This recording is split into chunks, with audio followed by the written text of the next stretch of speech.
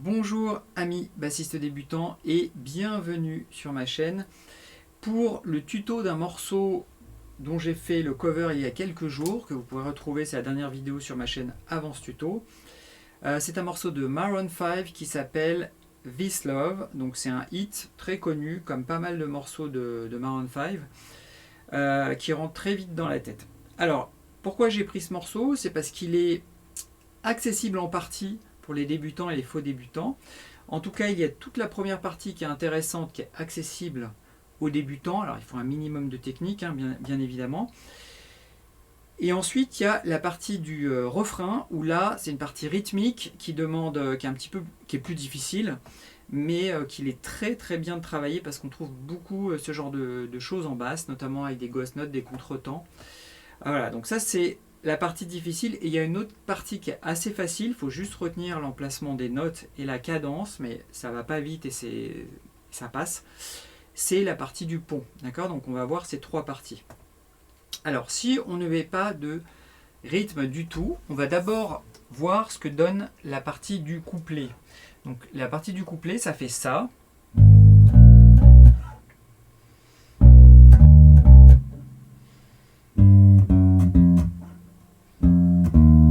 Et ça recommence.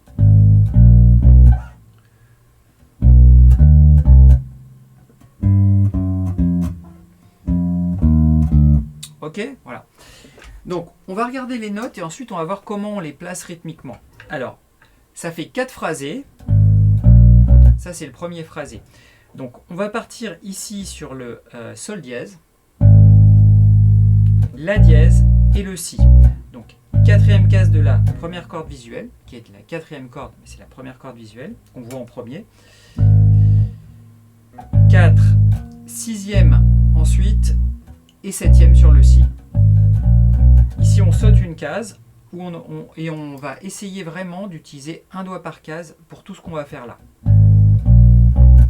Ensuite, on repart de la même note du si, qui est ici, et on va chercher le si, le ré, d'accord? On a aussi un doigt par case, et là on revient sur le do.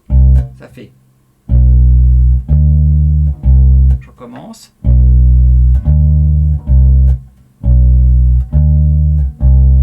Ok. Donc si on enchaîne les deux premières, ça fait. D'accord? Je ne mets pas du tout d'intonation sur le rythme, hein. Je montre juste les notes. Deuxième phrasé. Troisième phrasé, on descend d'une corde. Alors tout à l'heure on allait chercher le ré.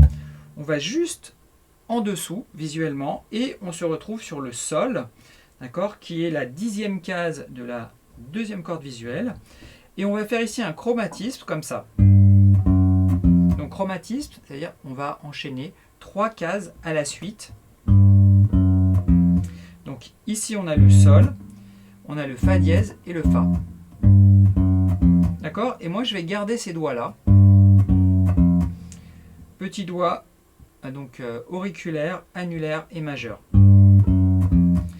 Et ensuite je vais partir de la dernière note jouée, c'est-à-dire le fa. Et je vais jouer le fa, le mi bémol et le ré. Donc là, on est sur la, si je me 1, 2, 3, 4, 5, 6, 7, 8, 8e, 6e et 5e case. D'accord? Donc on enchaîne ici un chromatisme. On déplace sa main, on repart de la note de fin ici. Ok? Et ça fait.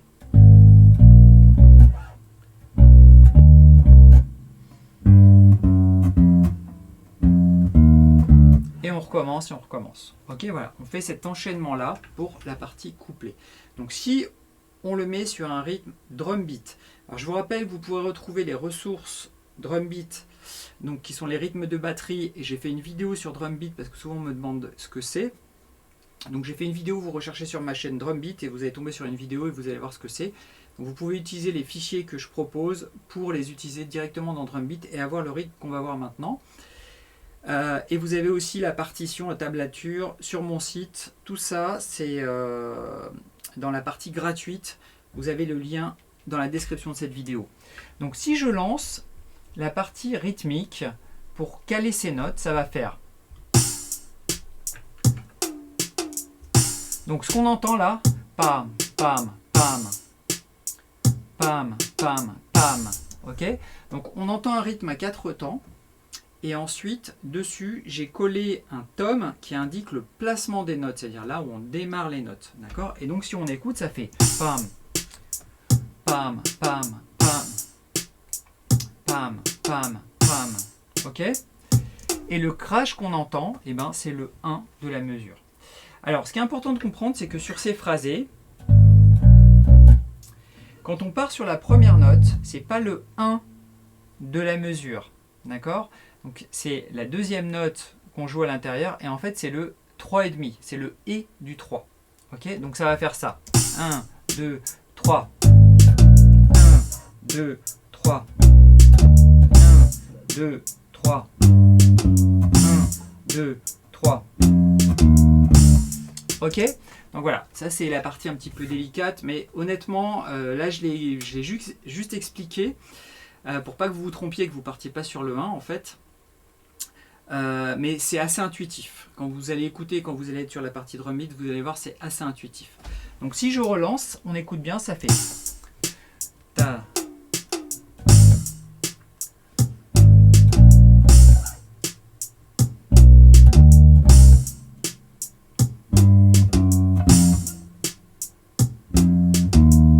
Et je recommence.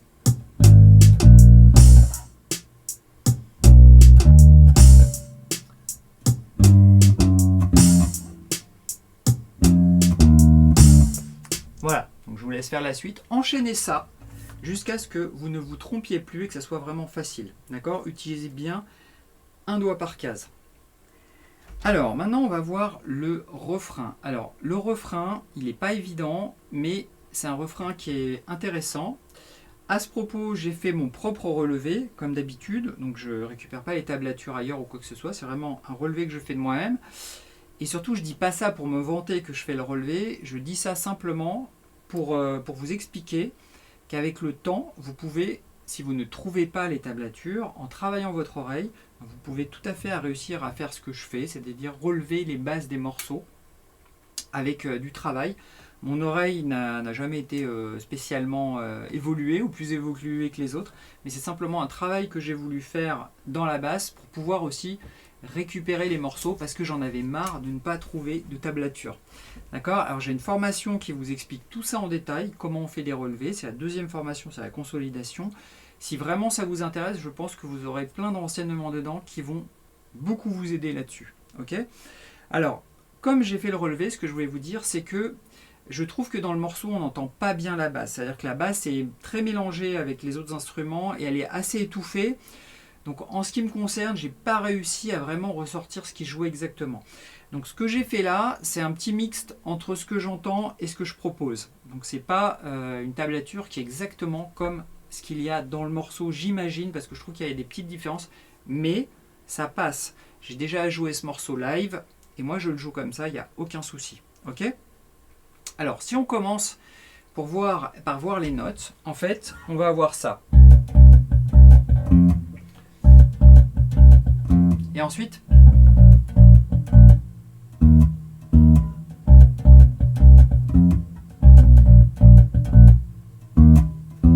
voilà, donc ça c'est une première partie, mais ce qu'on voit qui est intéressant, c'est que la cadence entre la partie qui était là et la partie qui était là, c'est la même cadence. C'est-à-dire qu'on pose les notes au même moment, même si ce ne sont pas les mêmes notes, mais on les pose au même moment. Donc à partir du moment où on chope la cadence, ben ensuite on enchaîne cette cadence à différents endroits. Donc si on regarde la première mesure, en fait, et qui fait. Donc on va se poser sur le Do, pardon. On va se poser sur le Do et on va faire. Alors, on n'a que des notes piquées. Ok? Ça fait. Donc, piqué, ça veut dire que la note sonne et s'arrête tout de suite. Donc, 1, 2, ghost note, note. Ok?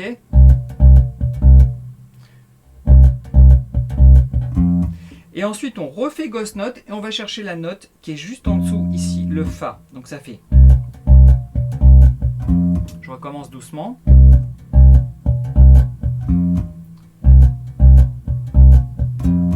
Alors si vous écoutez, il y a plusieurs bruits parasites. Il y a un bruit parasite qu'on peut enlever parce que, comme je suis en train de vous montrer, je n'utilise qu'un doigt et je vais vous expliquer pourquoi il y a ce bruit parasite. Et il y a un deuxième bruit parasite qu'on ne peut pas enlever mais qui ne ressort pas à l'enceinte.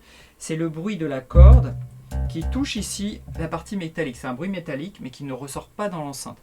Les bruits qui sont des bruits parasites, ce qu'on appelle les bruits parasites en général, ce sont les cordes qui ne jouent pas. Ce sont des sons involontaires sur les cordes qui ne sont pas bloquées. Donc ça veut dire que par exemple, si je joue cette note, il va y avoir une autre corde qui va se mettre à vibrer parce qu'elle n'est pas bloquée et elle va générer un son, une vibration à l'arrière-plan qu'on ne veut pas. Dans ce cas-là, on entend une vibration à l'arrière-plan tout simplement parce que dans cette partie du manche, même si on n'appuie pas sur les notes, on a ces sonorités en fait qu'il faut arriver à bloquer. Et dans ce cas-là, quand je fais ce son, je n'appuie pas sur la corde. Donc pour réussir à bloquer ça, et c'est pour ça que vous pouvez le voir dans le cover, je mets le maximum de doigts ici. Voilà. Pour vous montrer, j'avais mis qu'un doigt, et du coup on entend un petit peu cette sonorité qui ressort. Voilà. Ce sont des aspects assez importants, ce que je vous explique là, parce que souvent on a ces sons-là, j'ai eu plusieurs fois les réflexions, et on n'arrive pas à s'en dépatouiller, on n'arrive pas à comprendre pourquoi. C'est que dans ces zones-là, il faut vraiment mettre beaucoup de doigts sur la même corde pour bloquer ces sons-là. Ok ? Donc si on rejoue, et maintenant je vais poser les doigts ailleurs pour faire un son plus propre, ça fait... Ok ? Voilà, maintenant on n'entend plus les sons qu'on avait tout à l'heure. Voilà, une fois qu'on a fait cette cadence, on va partir ici en chromatisme. Donc on repart du Do, Si et la dièse. D'accord ? Ta ta ta ta ta ta. Voilà, la même chose, sauf qu'au lieu de faire ensuite la ghost note et aller chercher la note d'en dessous, on va chercher la note d'en dessous deux fois, mais sur des contretemps, c'est-à-dire quand il y a le et. Et ça, on va le voir dans 2 secondes, quand je vais lancer drum beat. Donc ça fait...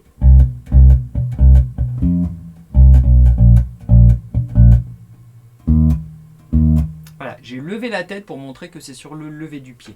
Si je lance cette partie, ça va faire ta ta ta ta ta ta ta ta ta ta pa pa.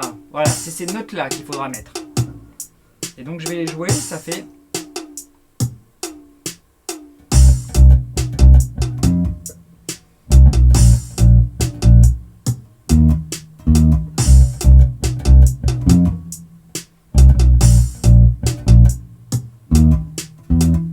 Ok, alors ici, la deuxième fois, on refait la même chose, sauf qu'à la fin, au lieu de jouer 2 fois sur le contretemps cette note-là, on va jouer cette note-là, donc le Ré dièse et le Mi. Donc ça fait... Ok, et comme ça, on a déjà toute cette partie. Ensuite, on rejoue la même chose.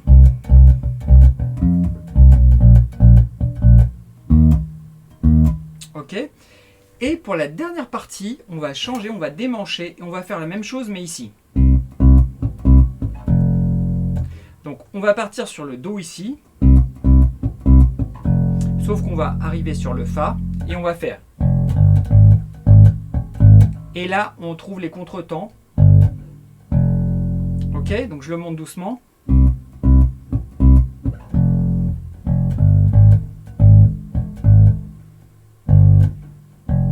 Ok, alors si je le montre avec le rythme, ça va donner ça.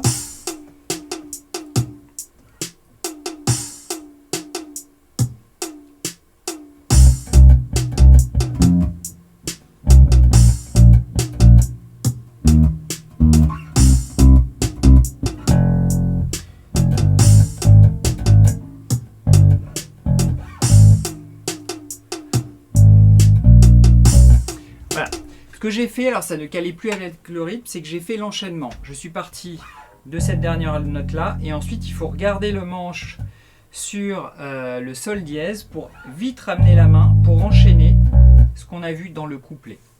Ok, alors Tout ça, ça demande du travail. Vous pouvez revoir la vidéo parce que c'est pas évident à expliquer. Il y a beaucoup de notes. Vous pouvez aussi vous aider de la tablature, du rythme drum beat. Et il faut que vous fassiez aussi un travail par vous-même, justement, de compréhension, de recherche, etc. C'est un travail qui est très important. D'accord? Et vous allez voir, ça marche par déclic. Au début, vous n'allez pas comprendre, vous n'allez pas y arriver, etc. Et à force d'essayer, tous les notes vont commencer à trouver leur sens et tous les placements vont commencer à trouver leur sens dans votre tête. Une fois que vous allez avoir dans votre tête, ça va commencer à se coller sur la basse. C'est souvent comme ça que ça fonctionne. Ok ? Ensuite, on a une dernière partie qui va être le pont. Ensuite, je vous laisserai agencer tout ça. Vous avez la tablature sur mon site. Alors, pour cette dernière partie, il faut surtout se rappeler où se trouvent les notes. Parce que là, vous avez le temps de les poser. Ok ? Alors, cette dernière partie, elle fait ça.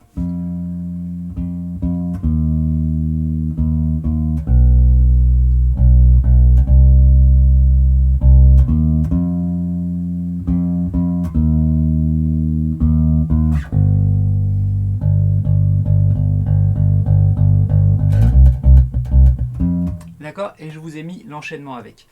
Alors, la cadence est toujours la même, ça fait pam, pam, pam, pam, pam, pam, pam. Ok ? Toujours la même, ça fait. Et vous laissez vos doigts sur les cordes de façon à ce que toutes les notes soient liées. Donc, première note ici sur le Fa. Donc, c'est la huitième corde de la, huitième case de la deuxième corde visuelle et on fait. Ensuite, on va 2 cases plus tôt, si je puis dire, donc 2 cases plus graves, et on se retrouve sur le Ré dièse, ça fait pareil. Ensuite, on va chercher le Si, donc la 7e case de la première corde, et on va chercher ensuite le Do, d'accord, ça fait.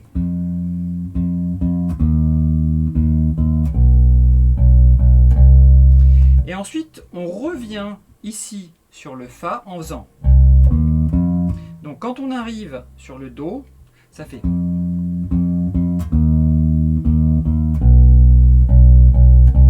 Et on fait. Même chose. Et là, ça change. On va aller sur le Sol. Donc il y a un petit démanché comme ça. Et on fait la même chose. D'accord ? 3 fois. Et ensuite, on joue 8 fois la note sur le temps et le et du temps. 1, 2, 3, 4, 5, 6, 7, 8. Ok ? Et ensuite, on enchaîne par. Donc voilà, c'est ces enchaînements qui vont être difficiles. Donc si je reprends, ça fait.